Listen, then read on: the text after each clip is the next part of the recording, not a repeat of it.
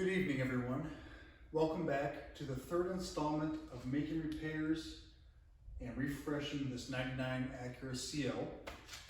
Previously, we went through and replaced the alternator with a higher amperage unit from a 98 Odyssey 2.3. So we went from 80 amps to 95 amps, again in support of the audio system foundation that is taking place in this vehicle and the system to come.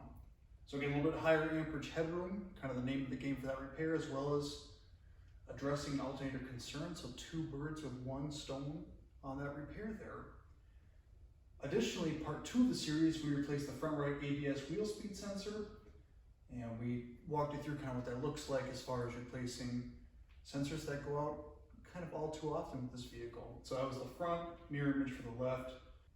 And if we ever have an opportunity to replace the rear, we'll be able to go through that together as well.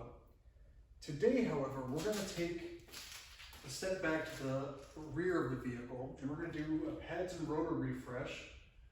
I'll take you through what that looks like, have some Bosch equipment to put in there over there, walk you through again kind of the parts we have, the Quiet Cast components, and what it looks like to do a full brake service from lubricant to just general cleaning, getting old parts off, all that good stuff.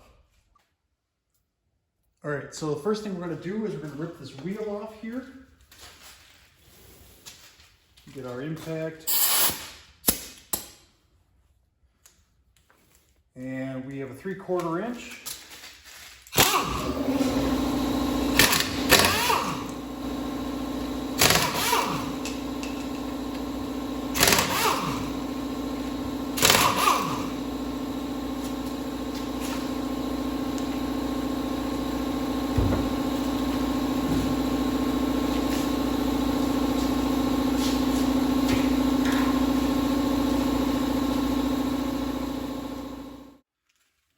So I've mentioned previously that we've been in here somewhat recently for replacing these pads. You can see a little bit of anti-seize and compound around here. But again, we're going to start with remove our caliper slide pins and our caliper bracket. Go ahead and get this all out of the way. We'll work on getting this Phillips out of the rotor. We'll give it a little bit of time, maybe some heat, manual impact. But if it gives us too much trouble, we'll drill it out. Drill the head off, not too married to having that set screw in there. Yeah, we'll go ahead and get these replaced. And like I said, again, we're going to start with our caliper slide pins. Might be possible to see, yeah, you can see on camera that we're close to our brake line here. So we're going to reach for a long reach wrench here, and then we'll also be able to hit the bottom with a little bit more clearance with just a conventional socket. So we'll get to that, show you guys what that looks like. All right, so we'll get a little bit more light in here for you guys. Visibility for yourself and myself, benefit to both of us. We're gonna start up here again with a 14 long. We're gonna break this top loose. Whack you guys at the same time, it looks like. Go ahead and get a longer ratchet on the bottom. We're gonna break this guy loose. Beautiful. So both those really come out by hand. You can see how crusty this is, but lubrication is the main focal point to make sure that these remain operating as intended, and that is still intact. So you can see how angry this bleeder looks here. So what we'll do, method I've always done, the method I think that works for a lot of people, is we'll go ahead and crack the master cylinder reservoir. We'll take that cap off, and then we're going to go ahead and retract this piston. A lot of people talk about cracking bleeder versus pushing back up into the master. I've never had any trouble as long as you're not cranking on the piston. Slow pressure, making sure you're not overflowing on the master cylinder.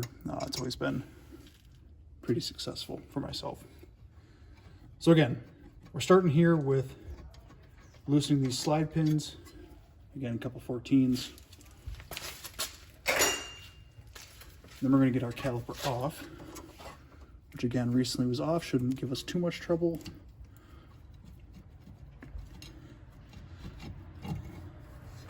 Beautiful.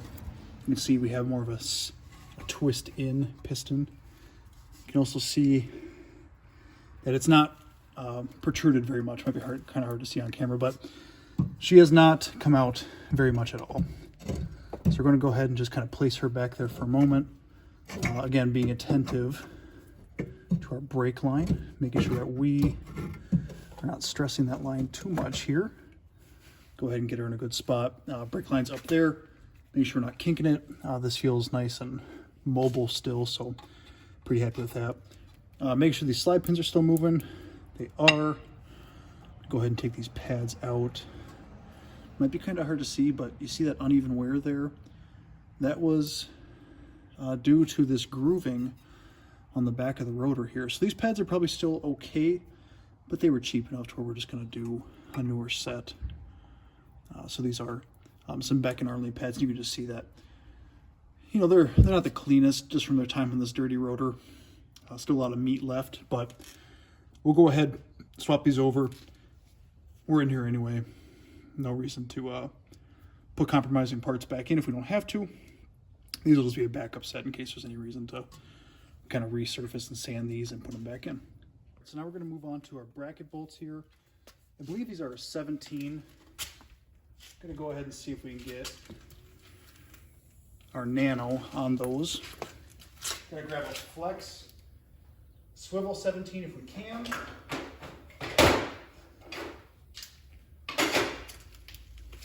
So we'll go in with conventional, but we also have a swivel here. Go ahead and see what this looks like. And I spoke a little soon. These are not 17s. I believe they might be a 15 or even a 14. We'll double check that. Looking like a 14. So we'll grab that.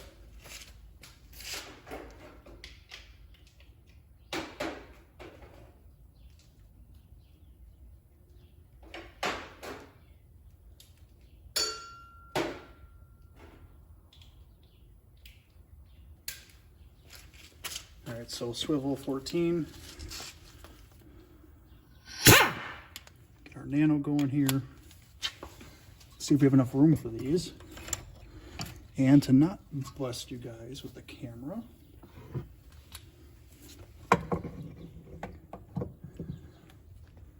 it's not looking too good, but we'll try here. Okay. Well, there we go. Spoke a little soon. So there's a 14. Just kind of going underneath this control arm here. Okay, here we go. Beautiful. Loving this nano already. Here's our next one. You saw some hardware kind of got shaken loose. That's okay. We have replacement hardware. So here for our caliper bracket, I'm gonna go ahead and remove this bracket here. We're just going back behind there for those bolts. Again, making sure our slide pins are nice and lubricated. We're going to take them out of their boots and use some silicone lubricant on them as well, just to re-lubricate. So we'll go ahead and put this aside for a moment. Now we're going to tackle this rotor. What we're going to do, a lot of different methods out there. There are air hammer attachments. Eric the car guy, you'll see some of those. This is more of his method too, that I've kind of learned from his past, is just a manual impact. You can also heat it. You can also take a kind of a ball pin hammer and hit the ball section against the screw head, and that can knock it loose. Again, you're just trying to break that kind of rust layer that's there. But you can also just drill out this head and leave the threaded stud portion left. This is, from what I understand, really just meant for manufacturer assembly, really not necessary anymore. So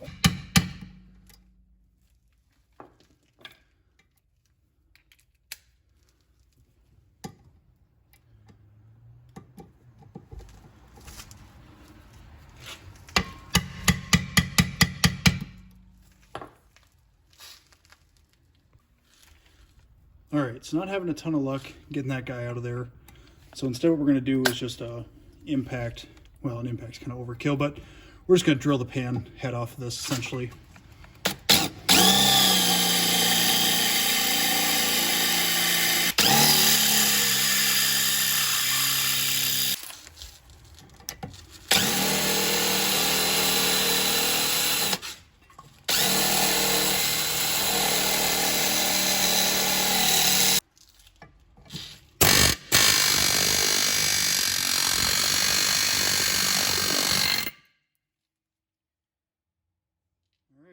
A lot of drilling and finally an air hammer to get her out, but there she is. She's a little mushroom, so we're gonna have to go ahead and file her down a little bit to get the rotor to go back over, but that's what you deal with in the rust belt. All right, so we just ground that remaining part of thread down there. So now she's nice and even with our hub, which looks pretty good. And then here's the previous one that we would have had to drill out too. So we'll get a little bit further down there, but here's our rotor and here's our problem side. You can see just this whole section is kind of a compromised edge. Looks like the pads might have helped kind of grind it down, those newer pads, which is interesting. But yeah, little remnants of that right there. So go ahead and take you guys over to the bench now and get these brakes lubricated and assembled. All right, so back over at the bench, got our bracket here. What we're gonna do is go ahead and take these pins out and lubricate them. So these Honda pins are, I believe, directional. Bracket's gonna sit on just like this. So we have top and bottom. I'm gonna go ahead and remove top first. One of them have more of a rubber tip to them. So again, we're gonna go ahead and remove these. This one does not have the tip, but we are gonna lubricate it. And this bottom one, I believe, is gonna have a little plastic tip or bushing, kind of a plastic material on it. So we're really just pulling on this, trying to break this kind of suction lubricant seal against this rubber boot here. Perfect. You can see that black tip down there. So what we're going to go ahead and do, we have this for the pads and this for the slide pins. So you don't need to gob it up too much. A lot of it will push back out, but we're just giving it a liberal coating like that. Again, might even, without bumping you guys, might even be a little much there, but we're going to go ahead and reinsert that. Push down until we see that seal take place. Perfect. Same thing for the top. Again, these things were recently very lubricated, so no surprise that we don't have any kind of movement impingements here. However, it is quite common. I think these calipers, I actually had to kind of rebuild them a little bit. These caliper brackets. We first serviced this thing a couple years back for pins that were not moving very easily. So those are in there. I'm gonna go ahead and clean our hands off a little bit as much as possible during a job like this. Wear gloves if you can. The price of gloves right now is a little bit higher than usual, so it makes it a little bit less practical. But we're gonna go ahead and, the surface was recently cleaned too. We'll just spruce that up for the pad, the pad hardware. So we're gonna open these guys up too. So always nice to see new hardware, and then our newer pads here as well. So again, I'll be right back. We're gonna kind of clean that up a little bit and get this hardware on, and I'll show you guys that in the next shot. All right, so hardware is clicked into place. That just kind of pressure fits in. And what we're gonna do is go ahead and lubricate some of this hardware and the ears of the pads, as well as the backing of the inside facing pad to give a little anti-noise, if you will, for the piston. We'll also possibly coat the piston, but we're just doing a kind of a light layer here. A little bit goes a long way when it comes to anti-seize. So go ahead and place that in. Again, our bracket is going to sit on the vehicle like so. So we're going to have the outside pad without the screamer or the wear indicator.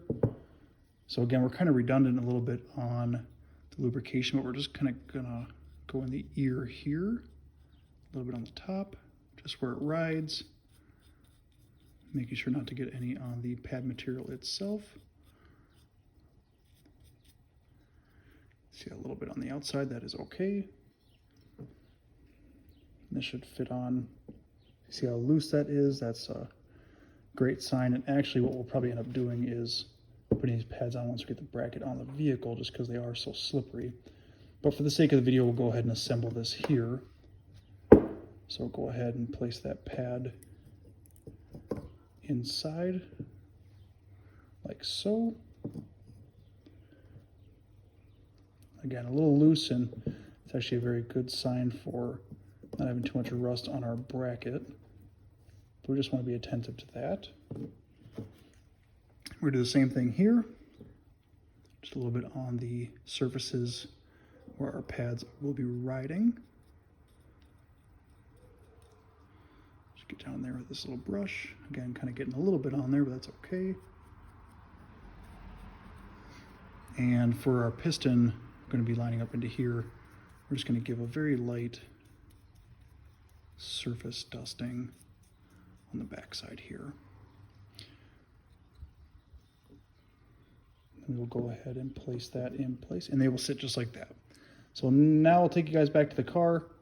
We're going to go ahead and get the new rotor on. We're going to clean that with some brake clean, get the Cosmoline, the rust inhibitor, off of the rotors here, and get our caliper piston pushed back in place. Before we head to the rear of the vehicle, again, we're going to loosen the cap on our master cylinder. Again, just to allow brake fluid to return through the brake lines as we go ahead and compress our piston. Let's go ahead and bring you guys down to this level. And there are a couple different tools for threading in rear caliper pistons. We're not going to go too crazy with it. We're just going to use a very cheap tool that can be found at any Napa, Harbor Freight, kind of a universal. So we'll go ahead and bring this guy up.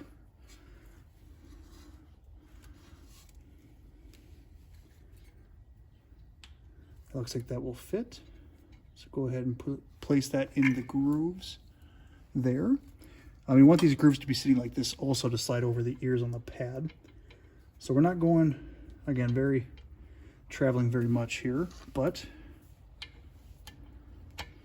you really just want to make sure that your caliper piston travels back freely. That can be the problem with these universal tools, as well as that gripping the line on the piston can also be a little challenging to keep it from sliding. So we're really just turning this piston. Again, we want that line to line up with our pad, so we're just giving it a little bit more. We're almost there to kind of turn it so it'll be straight on, something like that. Go ahead and make sure we don't have any air in our boots. This piece of hardware, I don't believe we have kind of more of a retainer for the pads, but we will double check that. And again, we're just going to place this back temporarily, just like that. Going to go ahead and get our rotor on, unbox that together. Okay, so nice, shiny new brake rotor here. We're going to make sure not to touch our contact surface. We're going to clean it with some brake clean.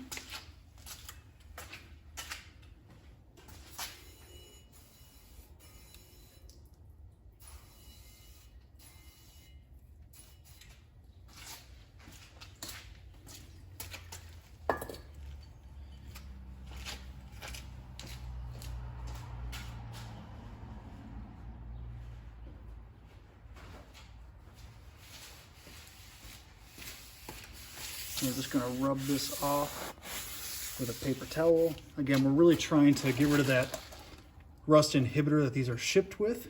Cosmoline, I believe it's called.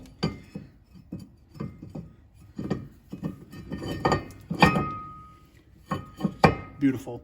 And again, without those set screws, you can see that she just won't stay still.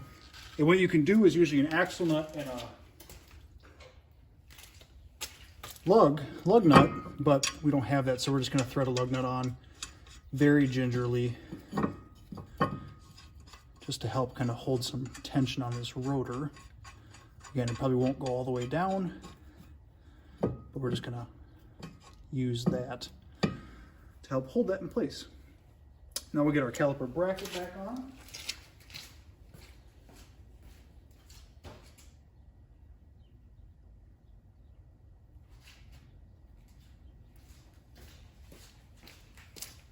So same thing we talked about earlier, we have our pads here, but we're just going to be very careful that our pads do not flop out on us.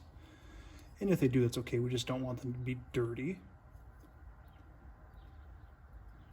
So we're going to go ahead and give them some space.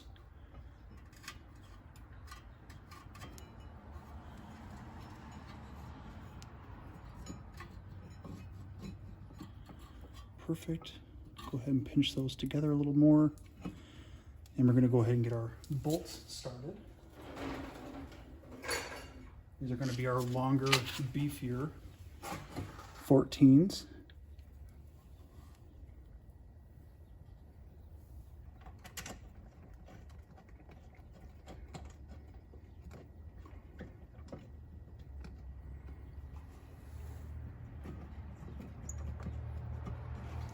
These can be a little tricky to find their threads, so just work them around.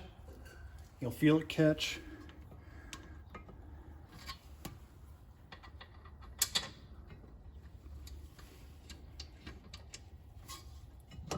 It's kind of a pivoting point, so you're just gonna make sure you have both of them. I'm gonna hand tighten them for the most part. I have no need to impact these back on. So again, we're just going to be attentive to our brake pads there. Again, kind of a anti-seize is lovely. Once you get it somewhere, you're going to get it everywhere. So we're going to go ahead and tighten our 14 up top. Go ahead and get this by hand as much as possible. And we're going to attack this one first, again, just with being a little bit more difficult to reach with a longer wrench here, a longer box end.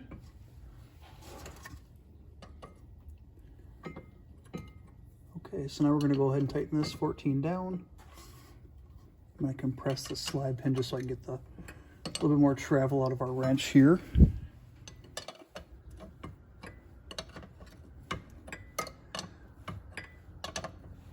These we want to be pretty tight with. Torque specs would be great here. We're going to use our own method of being comfortable with the torque that we apply to these fasteners. Again, being attentive to our pads, make sure they're not going to jumble out on us. As we hit our screamer, just need to be attentive again with just how free moving these are. This would be an example of where it would be easier to put the pads on after the fact. However, I believe we're in a good spot. So that 14 also, we have a little more room with the caliper off. So actually, we are just going to finish it. The other 14 is a little bit tighter, of course, with caliper on.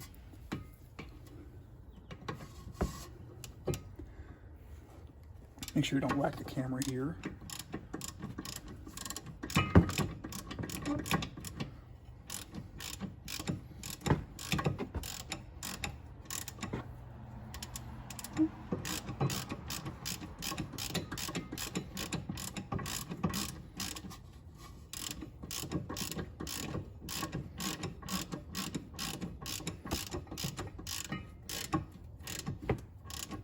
Perfect.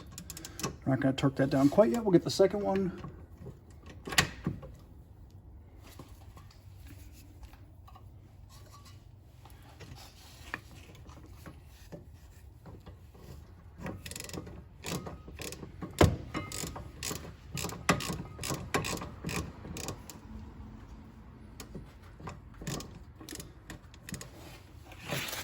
And thankfully, once this is good and tight, this will also help hold our rotor in place.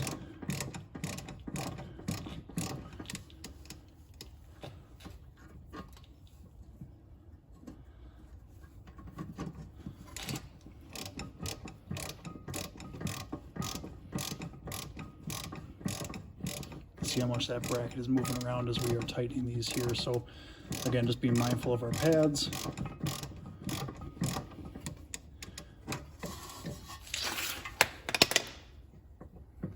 Looks like we are just about there. So just a lot of travel in that bolt, and that's okay.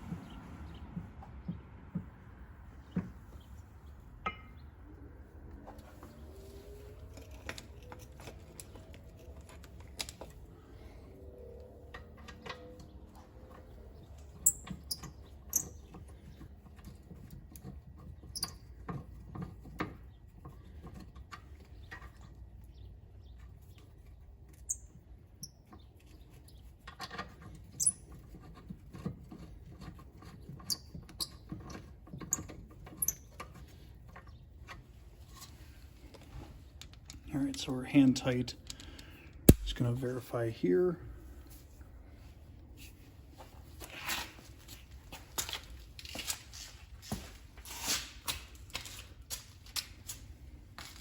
Go ahead and move you guys for a moment.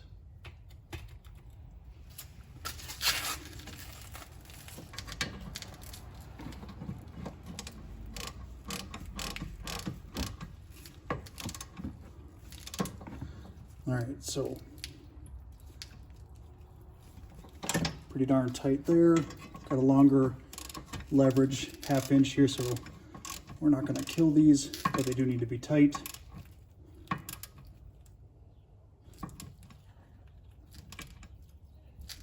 Perfect. Feeling pretty comfortable with those. Go ahead and do one more check at the bottom here. Yes. Feeling pretty good about that.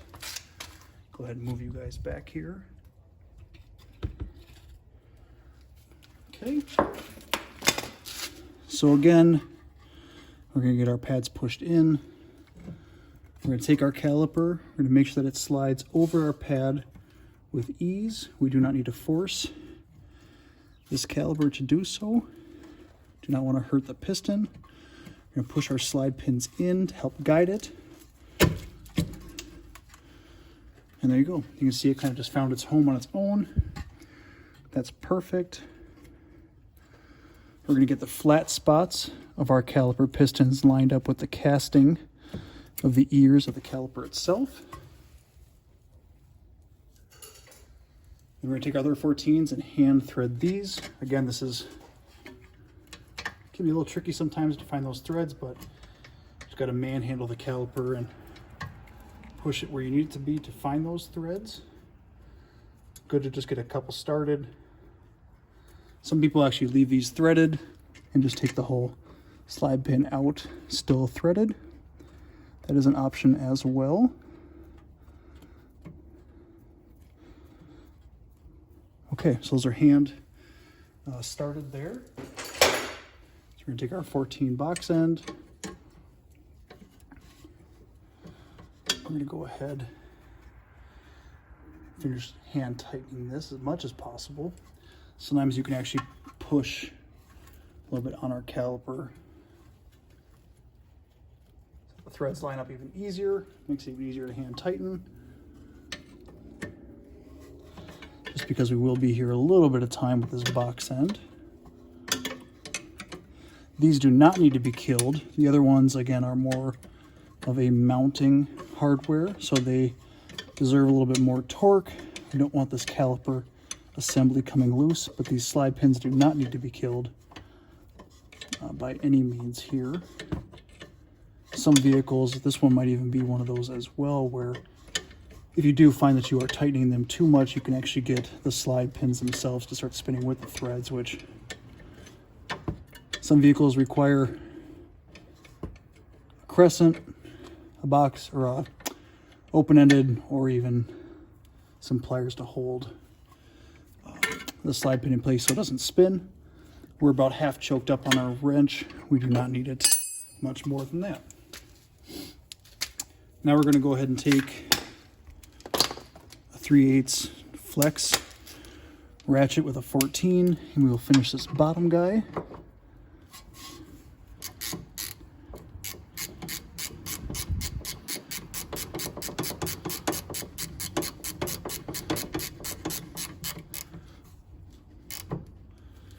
Beautiful.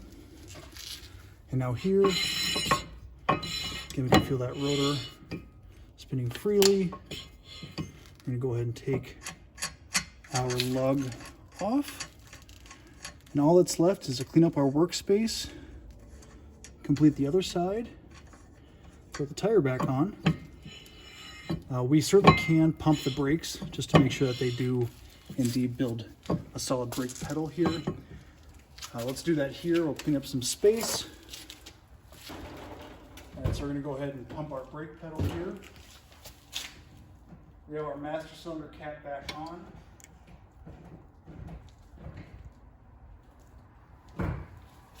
We have a nice firm pedal. I was watching those pads move ever so slightly. That looks good. If you really want to, you certainly can give it a little bit more brake clean if you felt that you got some fingerprints on it, especially for some nicer rotors. You'll find that, especially in the rusty north and salt belt, that this rotor hat will surface to rust pretty darn quickly. So it's always, at least in my opinion, worth it to get some coated rotors, but these will do the job just fine.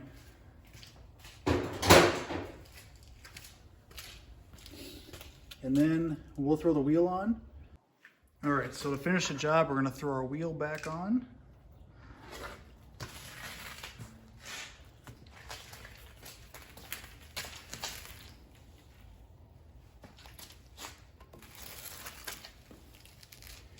And the wheel, the clamping of the lugs on the wheel against the rotor itself, that clamping force, again, is another reason we do not need that set screw that we drilled out. This will align it perfectly for us, so we do not need to worry.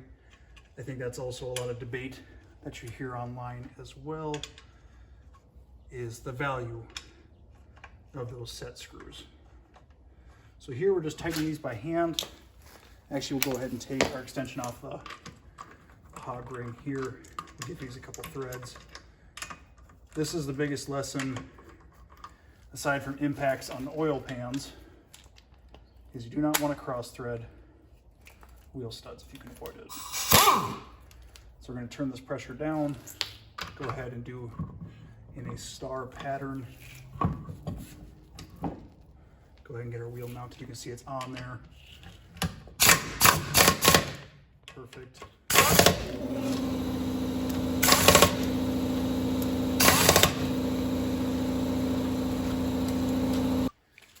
All right, so before the compressor kicked on, these are all, again, medium pressure on the D-wall. We'll go ahead and once we lower it, we'll torque them down to 80 foot-pounds for the Acura here. But this is job complete for us. So other side, again, we'll do off camera, but we'll go ahead and take this thing out once we're all done with repairs. Make sure everything is still looking good, give her a wash, clean up these wheels, clean up the body. And that'll be it. So that does it for our current stock of parts and our current list that we have to accomplish on the vehicle as of now. So next stuff, we're gonna go ahead and hit Costco or Sam's for some either Goodyear Eagle Sports or Michelin's or BF Goodrich, some good but affordable tires for this vehicle to make it into, again, more of a commuter.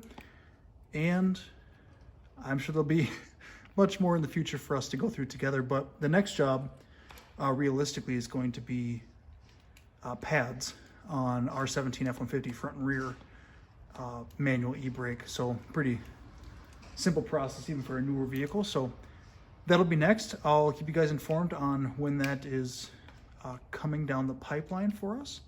And again, thank you so much for watching, and I will see you in the next one.